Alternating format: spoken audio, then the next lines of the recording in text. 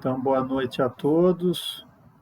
Hoje nós vamos ter o primeiro seminário com a Dirley.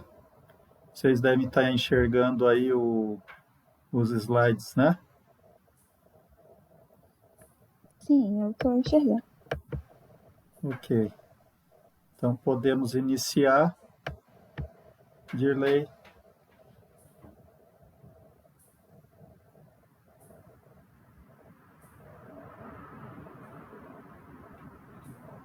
Boa noite, pessoal, todo mundo. Hoje eu vou apresentar sobre um artigo que foi feito pelo Jorge Rubington Tapia. Na verdade, ele fez uma análise, né, sobre a trajetória do problema do desenvolvimento local lá na Itália. Pode passar, por favor. Na introdução aí, de início eu vou falar sobre o contexto. No início dos anos 90, mais ou menos, começou a ter um foco na região de um desenvolvimento local, né? Pois estava ocorrendo um processo de globalização capitalista e a política regional também procurava, né, adotar novas estratégias de política pública entre as instituições públicas e também sobre as instituições privadas. E as necessidades frente a essa situação relacionadas à inovação. Aí, frente a isso, né, foi criada uma agenda para introduzir inovações institucionais para o desenvolvimento local, utilizando algumas políticas regionais. Deixa eu só arrumar aqui. Algumas políticas regionais para a comunidade, quanto às políticas governamentais para melhorar a economia no geral.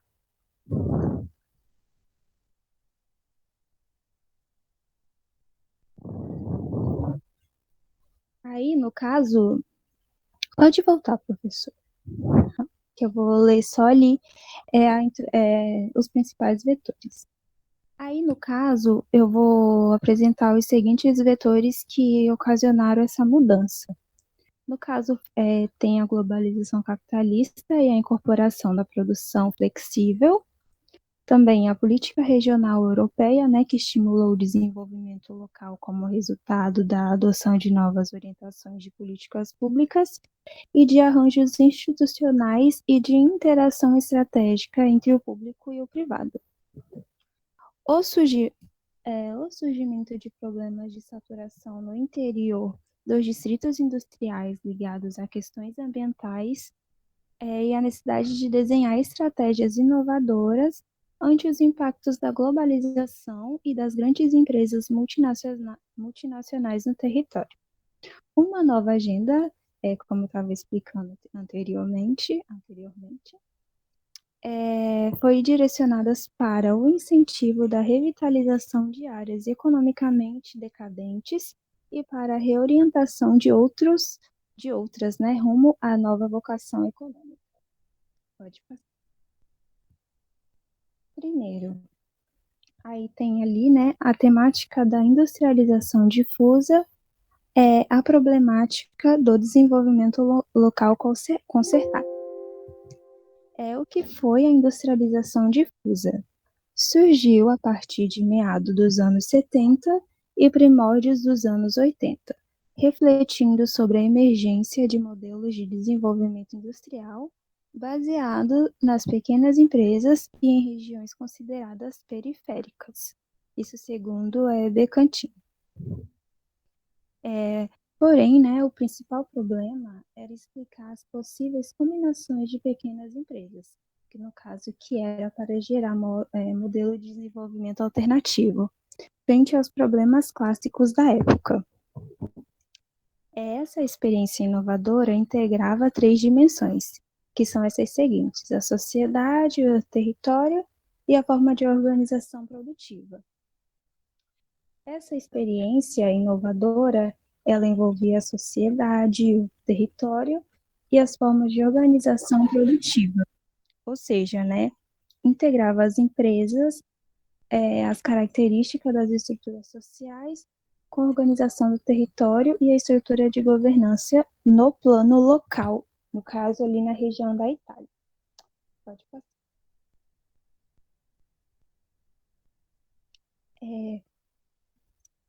Aí, continuando, né? Posteriormente, a agenda da pesquisa deslocou-se para novos temas. No caso, que temas eram esses?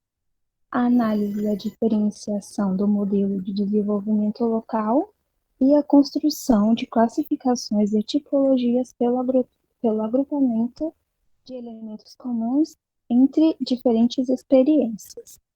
Além disso, também, né, eles acrescentaram 2 novos temas, onde esses temas eram dirigidos pelos atores locais e também incentivando a competitividade territorial. O desenvolvimento local não pode ser explicado como algo que não foi intencional, pois envolvia diversos fatores, né, como nas instituições da empresa. A ênfase passou para o estudo dos principais traços da estratégia endógena de desenvolvimento. Pode passar.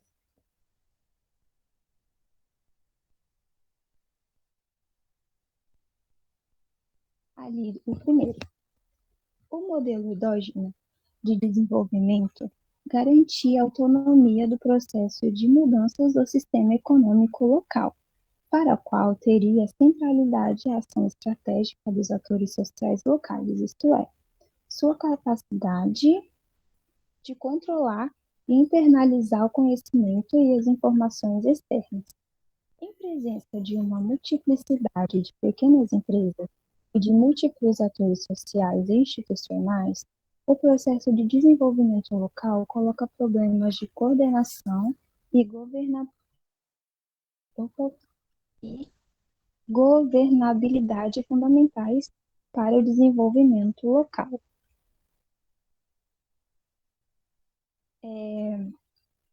Só um minutinho. No caso, né? Ou seja, as instituições intermediárias, elas faziam isso porque elas formavam competências e também organizavam a rede de conhecimento externo que incentivava a oferta e a demanda. As condições de reprodução, de transformação do sistema socioeconômico dependeriam de instituições e de mecanismos de regulação fundamentados em uma lógica não estritamente de mercado. As instituições intermediárias são elementos estratégicos na relação entre o Estado e mercado, porque elas são responsáveis pela construção destes, ou seja, né, incentivando ali a oferta e a demanda e também fazendo formas de competência e organização de redes de conhecimento externo.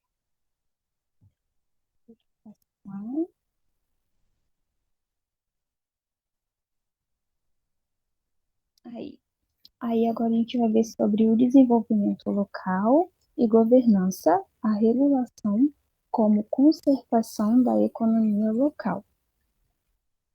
O desenvolvimento territorial é um resultado de economia externa e é sedimentado historicamente no território, ou seja, né, é o resultado da acumulação de conhecimento e de competências específicas. Devido a isso, era importante que se entendesse sobre as estruturas de governança. No caso também, o segundo item diz que as experiências de concentração para níveis de pequenos territórios nacionais ocorreram devido à construção de novos mecanismos de regulação descentralizada. Também foi seguido, né, de novas modalidades de desenho e de implantação de políticas e programas na região. Ali, o segundo item. O Policy Marking ganhou relevância em diversos países. No caso, esse termo quer dizer assim, tradução livre e formuladores de políticas. Pois a prática de concentração era uma resposta para a fase de incerteza vivida pelos Estados-membros daquela época, né, dentro desse processo de unificação que estava ocorrendo na época. Aí tem o quarto item, que é o seguinte: as experiências de concentração descentralizada ou de pactos territoriais correspondem a processos de institutional good, fortemente ancoradas na ação concentrada, envolvendo uma pluralidade de atores sociais, públicos e privados.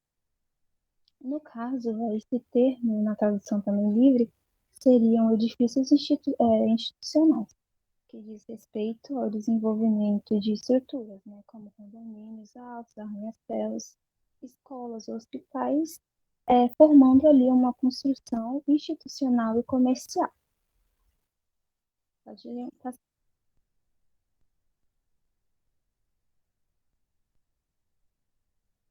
No caso agora, né, agora vai ser sobre os pactos territoriais, ensinamentos e desafios. A partir ali de 1995, o governo italiano decidiu utilizar instrumentos, né, para desenhar programas locais que envolvessem uma multiplicidade de atores públicos e privados, em uma gestão unitária dos recursos financeiros que foi chamado de Programmazione Negoziata, no caso que é um termo italiano. Na Itália, as principais razões que impulsionaram a elaboração da experiência inédita de política de desenvolvimento descentralizada e princípios comunitários de políticas regionais adotadas a partir de reforma dos fundos estruturais europeus no final dos anos 80 e os resultados amplamente desfavoráveis das políticas de intervenção extraordinária.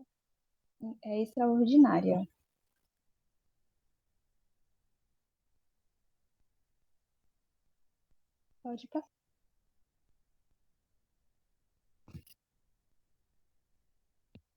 Tá no caso, agora, os pactos territoriais trouxeram uma inovação institucional à medida que foram usadas como instrumento de intervenção pública descentralizada. Aí, o primeiro item. Os principais objetivos dos pactos sociais são, de um lado, constituir uma coalizão estável de atores locais, que é uma espécie de ator coletivo, e, de outro, deflagrar um processo de transformação da economia e da sociedade local, visando a melhoria da oferta de bens coletivos. O Pacto Territorial apresentou-se, então, como um instrumento seletivo de política de desenvolvimento local, baseado no conjunto de compromissos negociados entre os atores sociais públicos e privados, envolvidos nos programas aprovados.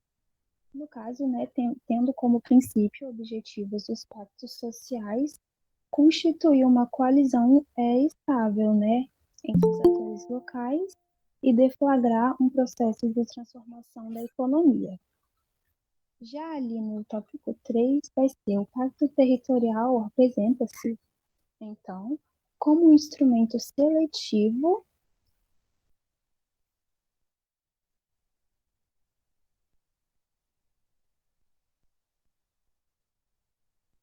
O Pacto Territorial apresenta-se, então, como um instrumento seletivo de política de desenvolvimento local, baseado no conjunto de compromissos negociados entre os atores sociais públicos e privados envolvidos nos programas aprovados.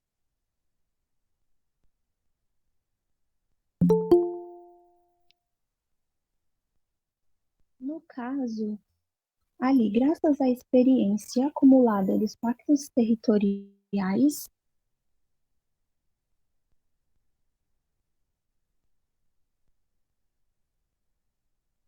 alguns princípios de estruturação da política de desenvolvimento descentralizado foram se consolidando.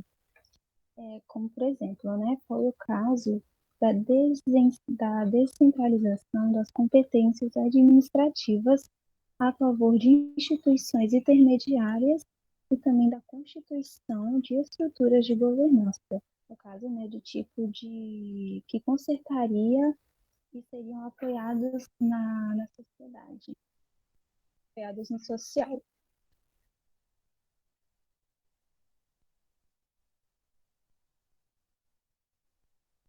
As considerações finais. A variável territorial tem sido valorizada no debate recente sobre o futuro dos distritos industriais e dos modelos de desenvolvimento local. No caso, né, o caráter intencional do desenvolvimento local e o peso atribuído às estruturas de mediação reforçam, né, a importância da análise da diversidade da modalidade de regulação com as governanças locais.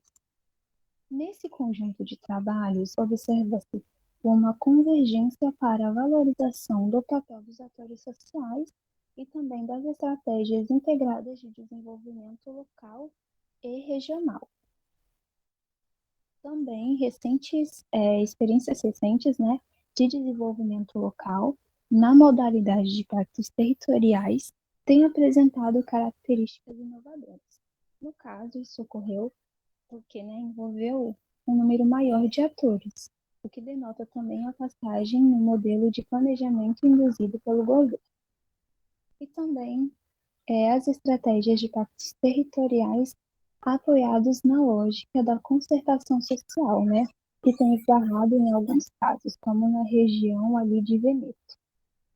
E também na forte assimetria entre os atores dos coletivos locais, ou seja, ali das instituições públicas, privadas e de toda a região local, né, que no caso são os atores.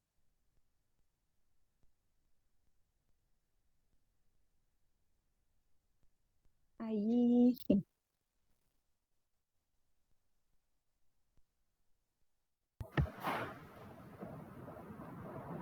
Ok, Dirley.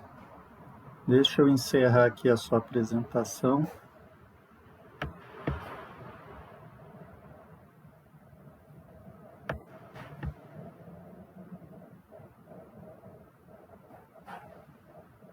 Bom, Dirley, me diz o seguinte, qual que foi seu entendimento aí do texto? O que que você consegue sintetizar do que se trata esse texto? Que aí eu posso comentar em cima.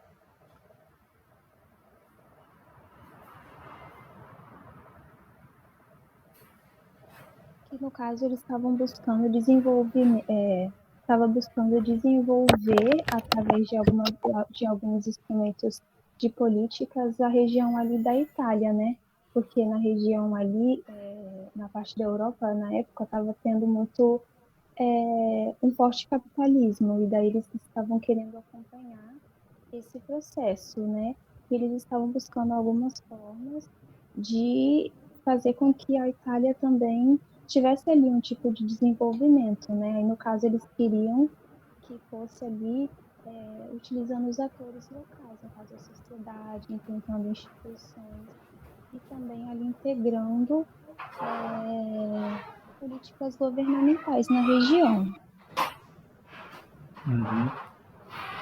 Então, Dirley, um aspecto importante aí que você colocou é que a Itália, ela é um objeto de estudo bastante utilizada aí nessa literatura sobre desenvolvimento regional, inclusive na literatura institucionalista, mas não só nela, por causa do fato da diferença que tem entre o norte e o sul da Itália.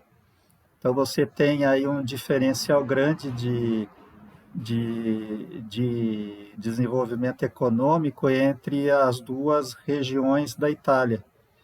E esse texto vai mostrar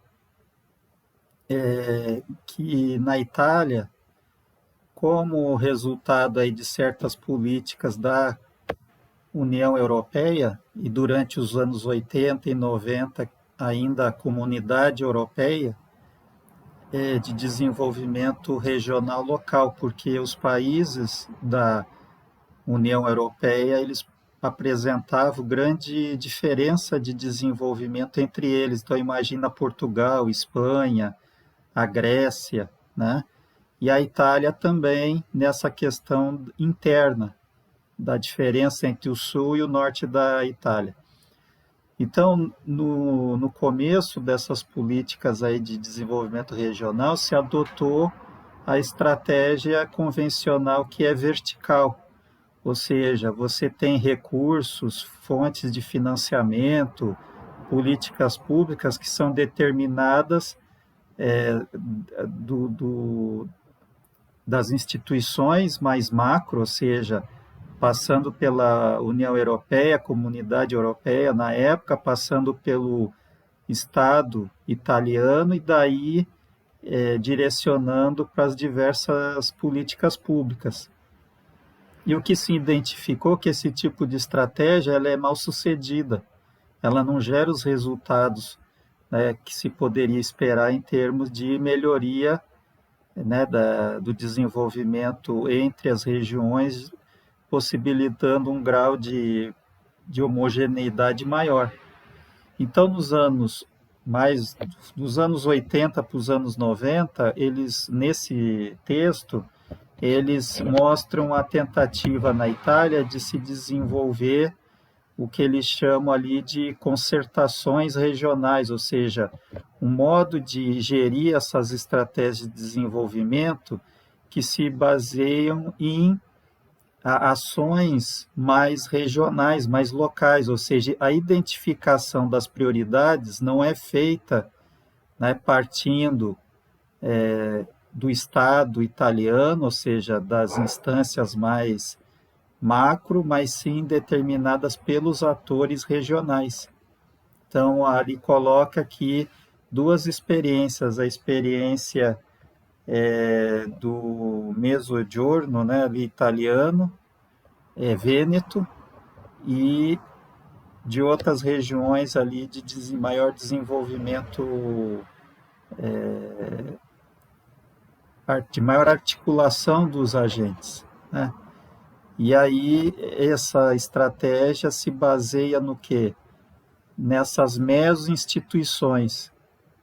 Então, o que seriam as meso-instituições? Seriam, por exemplo, os sindicatos dos trabalhadores, sindicatos empresariais, as entidades de ensino, as universidades, ok? As empresas que participam daquela instância, junto com os governos municipais, os governos regionais, né, articulando um plano.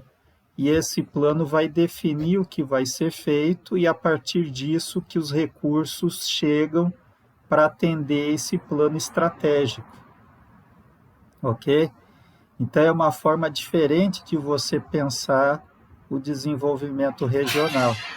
E aí o texto vai mostrar que a região do Vêneto, por exemplo, ela tinha uma experiência mais frágil nesse tipo de coordenação, pelo fato de ser uma região baseada em grandes empresas e maior individualismo das instituições locais, né, atuação mais dispersa.